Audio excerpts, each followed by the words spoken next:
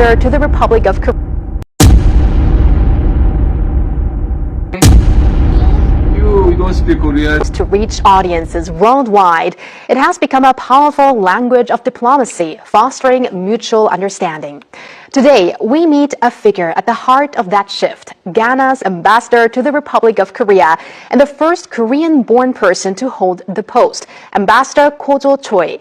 His unique journey reflects how the Korean wave has moved beyond cultural exchange toward deeper trust and connection. Let's hear how Korean culture is viewed from Ghana and explore the future of cultural diplomacy together. Hello. Hi. 안녕. 에티생. You don't speak Korean. She doesn't speak English. You start speaking Chi. Hey. Yummy daughter. Hey. She. Wow, look. She. In Korea, but I was brought up in Ghana. It actually has more meaning to that. We normally see when something is made, someone say it is made in somewhere but designed somewhere else. I was born there, so I was born here. So the principles and the foundation comes from Korea. But I was actually built and designed and molded in Ghana. So more of values and those aspects of software is more of Ghana. Very interesting how you put that. And Ambassador Choi, so since late last year, you've been serving as Ghana's top envoy to Korea. So when you first took on this role, what emotions or thoughts came to mind? This job requires me to be more of institutional than personal. So I looked more into the perspective of the nation Ghana. Personally, just to mention a bit, it was a call of duty, responsibility. But beyond that, I looked at the nation, Ghana, how far the nation, my nation, has come in embracing the international and globalization, the acceptance to the diversity and inclusion. And so I was very proud that this has come from Ghana. Excellent. And how exactly did you come to become appointed as the Ghana ambassador? I guess my introduction speaks for itself in a manner. Somebody who has learned the culture, has lived the culture, who understands both cultures, of course, both languages. Being able to have such personality as one's citizen becomes a very instrumental tool for that very country and fostering that diplomacy in very different fronts. So me becoming one, I believe, was a great and brilliant decision made by our president and the nation, our Ghanaian people actually are saying to that was a brilliant decision that the president has made.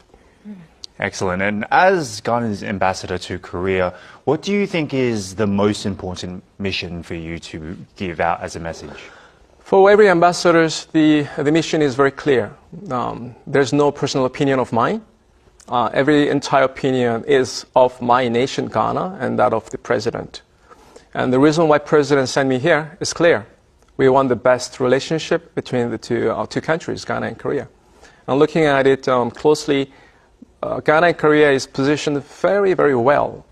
Ghana has what Korea doesn't, and Korea doesn't have what Ghana has. So when you have two entities that are complementarily positioned, I believe that gives you the best partnership. That is where I see Ghana and Korea is. And as your question is, my job is to establish that best cooperation and friendship between Ghana and Korea. So could you maybe elaborate on what Ghana does not have, what Korea has, and what Korea does not have, what Ghana has? Would there be maybe some examples you could name? Looking at how Korea developed from nowhere after the war, Korea has vast experience of industrialization, technology, plenty of patents that Korea has, which hasn't even yet been introduced commercially. Yet Korea doesn't have the resources. So Korea is always looking at the best places where they could source the best raw materials. Ghana, on the other side, we also don't want to basically export the raw materials in a form. We're looking at ways of adding values, being able to have that processed into more meaningful products. From the discussion that I've said, Ghana has a lot of resources. Ghana is rated as the #1 producer of gold in Africa. It has so many resources. You can look at from A to Z of resources, Ghana has. So looking at that partnership of one's needs, mutually beneficial position is very much agreeably found if we look into it. I guess there's room for even more exchange from here on. And now let's dive a little deeper into culture, because that's what we talk about on our show most of the time. So do you feel that the Korean wave has gone beyond cultural consumption to actually have a positive impact on the economic and diplomatic ties between Korea and Ghana? Most certainly. I believe that culture is only acquired when you live it. But K-culture has become so strong in a manner that through the music and drama and food, Korea culture has proven that it actually has more power than just someone who has to live to learn it.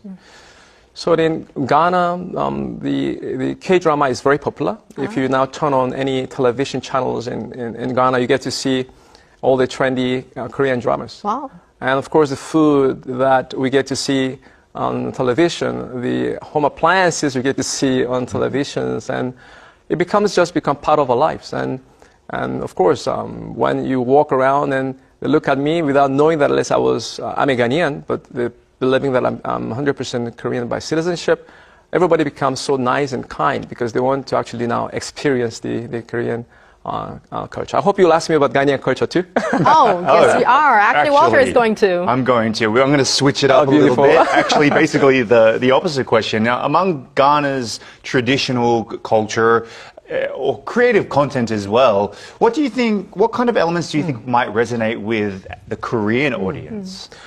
Surprisingly, Ghana shares so much common in cultural aspects. And it is because, just like Korea, Ghana has kings and is quite a tribal society, but we actually boast the presence of the most prominent kingdom in Africa, that is in Ghana, called Ashanti Kingdom. And when there is a king, there is culture, there is beautiful dance, there's beautiful food, and also fashion. So we have so much such quality, cultural aspects that we want to showcase to you. But one aspect that I want to share today is that of the paintings and arts and sculptures. Ghana boasts authentic, talents of artists. So I founded an art foundation in Ghana. It's called Art Africa Foundation. So we look at the best talents, those who actually paint and sculpt, and the quality that actually I come across are world-class materials. So I'm hoping to bring such talent to Korea, so that you get to see what I mean. That would be wonderful. And now, Ambassador Choi, to young Ghanaians who are discovering Korea through Hallyu or the Korean wave, and also to Koreans to whom Ghana might be still unfamiliar, would there be a message for those young people? So we are talking about the young people of Koreans and young people of Ghanaians. The best is for you to experience what you have seen. So as an ambassador, I will do my best to promote the mutual visits, bilateral visits, so more Korean youths can visit Ghana, and vice versa, more Ghanaian youth should visit Korea, where they get to this time touch and feel and experience what they have seen, so that the friendship may even become stronger. Right, Ambassador. And just to get a little bit in your personal life, you are a father of 6, is that correct? Oh, that is correct. That is, wow. And as the head of a large family, how has your family shaped and supported your life and work in diplomacy? Well, as family, you mentioned, the responsibility that I have as the father of 6, that is a big responsibility for me to be good and do good and and show them the exemplary life as a father. So of course it has shaped me as a family side of it. And you ask on the diplomacy side of it, even my children don't even listen to me. So it's a learning process of how to communicate with them, understanding what the needs are, what the wants are, being able to also come to the terms, negotiate. So yes, as you mentioned, it has helped me a lot and shaped me to become a better person in many fronts. Do you teach them both Ghana and Korean culture? Is that very important to you? Oh, very, very good question. Thank you. Yes, I do. I make them write both languages. Mm-hmm. Of course, they live both cultures. Mm. I just had my lunch with my family just about 1 hour ago. Mm-hmm. We have a child who is 1 year and 8 months old. Wow. So as we're greeting in English, hello, hi, in Korean, 안녕, she can't really speak. So whenever I say 안녕, she just does this. But when my son spoke to her in Chi, which is most spoken Ghanaian language, and my son said, 에티생, surprisingly, she said, 에예, which is a perfect response. So clearly you can see we are in Korea. She's learning Chi. She's she started speaking Chi before Korean or English. But yes, I actually put efforts that I learn both cultures, because that is where I believe they have the competitive advantage as they grow older. Right.